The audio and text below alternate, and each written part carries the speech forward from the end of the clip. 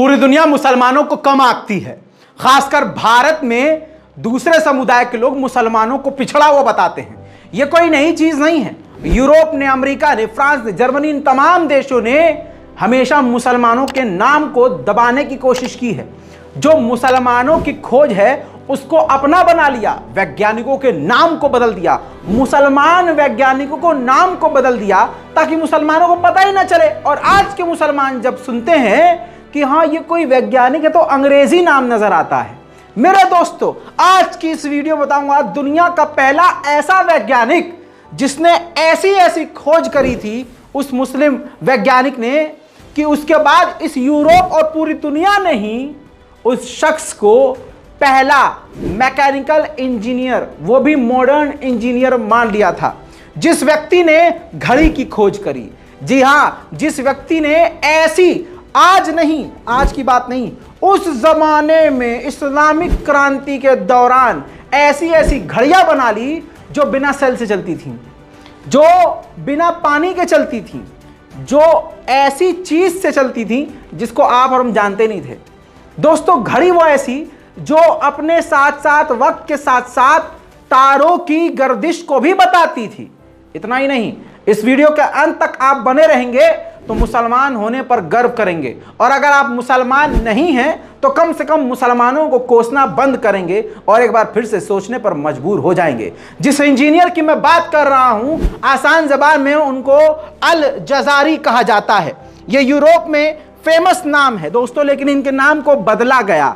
दोस्तों, इनका पूरा नाम जो बताया जा रहा है, बदी अज जमन अबू इल इज इब्ने इस्माइल इब्ने अर रज़ाज अल जज़ारी, मोहब्बत से इनको शॉर्ट में अल जज़ारी कहा जाता है। 1136 ईस्वी में मेसोपोटामिया में इनकी पैदाइश हुई थी। मैप आपके सामने, ये मेसोपोटामिया आज इराक कहलाता है। उस वक्त इराक, तिर्गिस, ईरान का इलाका, सीरिया का एक टुकड़ा और तुर्की का एक टुकड़ा, कुवैत का निचला हिस्सा, ये सब जो है मेसोपोटामिया कहलाता था। आज माना जाएगा इराक, जी हां, जहां पर उनकी अभी भी मजार है।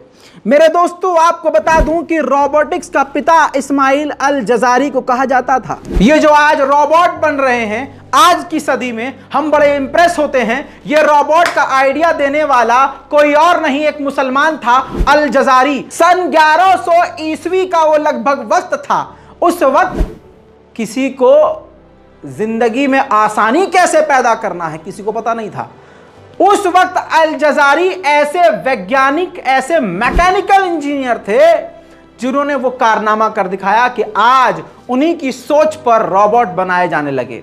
उन्हीं की सोच की वजह से आज आप और हम कार चलाते हैं, हमें कार के इंजन मिले, ऐसी ऐसी चीजें मिली कि आपकी आंखें फट जाएंगी। ध्यान से समझ लीजिए, अल जज़ारी ने अपने समय में अपनी खोजों से इंजीनियरिंग के क्षेत्र में इनकलाब ला दिया था। पूरा यूरोप हिलकर रह गया था। इनका सबसे बड़ा कारनामा क्रेन शिफ्ट की खोज करना था।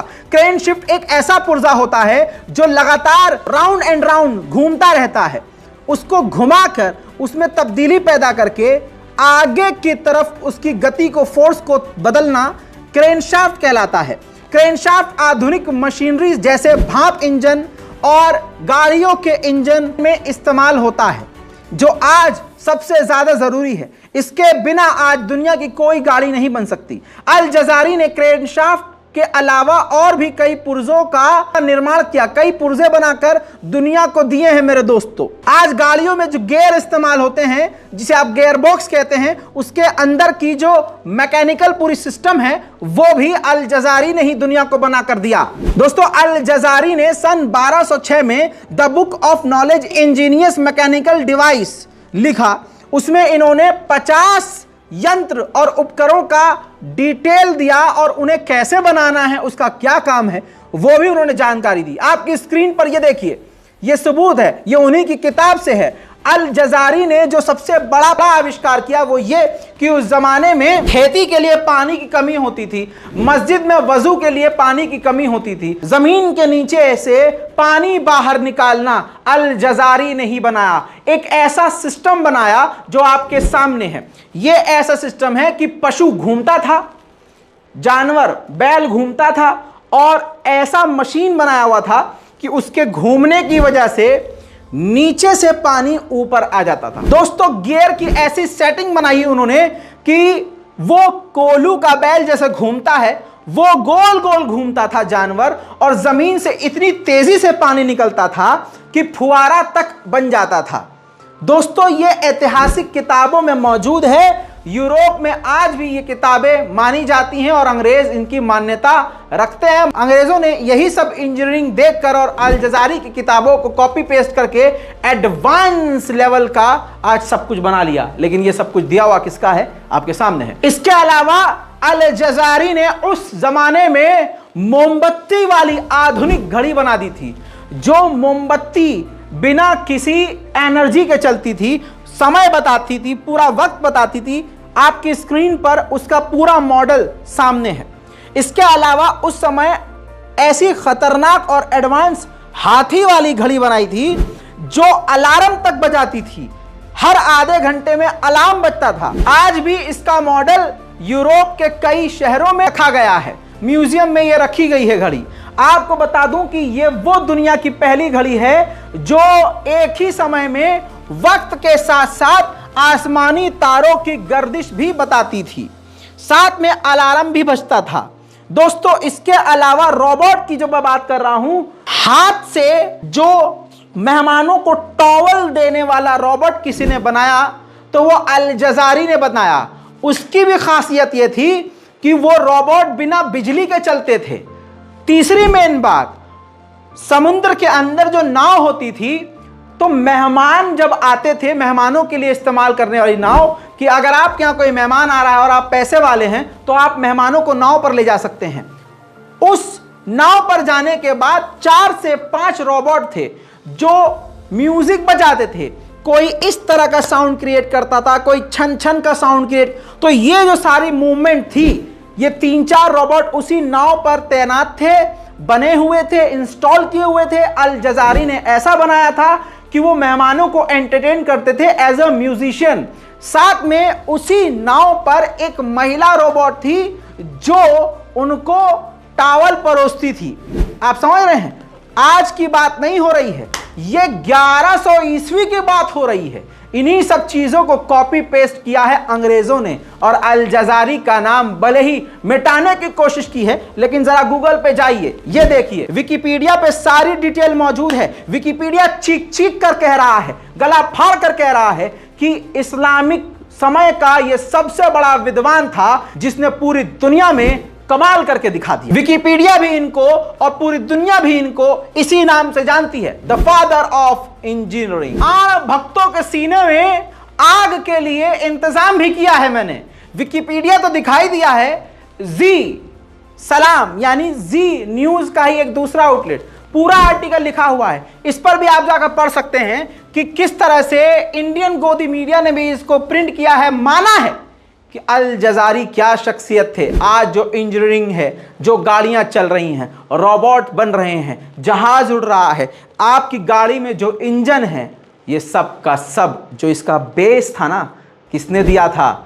अल जजारी ने, जो एक इस्लामिक युग के एक मुसलमान विद्वान थे, जिनकी क्रांति के बाद आज दुनिया यहाँ तक पहुँची है और मुसलमानों को पिछड़ा हुआ बताते हैं। अंग्रेजों ने काफी समय तक रिसर्च किया कि मुसलमानों के पास ऐसा क्या है कि वो इतने एक्सपर्ट होते हैं, इनके यहाँ इतने बड़े बड़े वैज्ञानिक हैं। सैकड़ों साल तक रिसर्च करने के बाद अंग्रेजों को पता ये चला कि मुसलमानों के पास कुरान है। कुरान की हर बारीक चीजों पर मुसलमान बार बार रिसर्च करता है, बार बार पढ़ता है, जिसकी वजह से मुस्लिम लोग विज्ञान के और प्रकृति के काफी करीब हैं। अब आपको बता दूं कि जो इस्लामिक वैज्ञानिकों और मुसलमान वैज्ञानिकों ने अपनी किताबें लिखी थी अरबिक में या तुर्किश में या किसी और भाषा में, अंग्रेजों ने उसको कन्वर्ट किया अंग्रेजी में, और यूरोप में लगभग 500 सालों तक यूनिवर्सिटीज में हमारे मुस्लिम वैज्ञानिकों की किताबें पढ़ाई जाती रहीं और उसको अपग्रेड करते रहे। और आज मुसलमानों का ही नाम मिटाया जा रहा है। लेकिन अभी मेरे जैसे कुछ लोग जिंदा हैं और आप जैसे लोग जिंदा हैं जो मेरे जैसों की बात सुनेंगे, समझेंगे और हमारी रिसर्च का पूरा सपोर्ट करेंगे। चैनल को सब्सक्राइब जरूर कीजिएगा और हुजूर अल जजारी के बारे में अपने घर वालों को, खानदान वालों को, दुनिया वालों को जरूर बताइएगा। सोच के देखिए दोस्तों, आज मुसलमानों को पिछड़ा हुआ जाहिल बताया जाता है। आपके घर में कितने लोग पढ़ रहे हैं? आप कितने पढ़े हुए हैं? जितना मुसलमान इल्म हासिल करता था उतना कोई इल्म हासिल नहीं करता था। आज से ही ध्यान रखिए, हमसे ऊपर कोई नहीं है। अगर हमसे ऊपर कोई है तो सिर्फ परवरदिगार है। हम मुसलमान हैं, हमें इल्म हासिल करना है और पीछे नहीं, सबसे आगे रहना है। जय हिंद।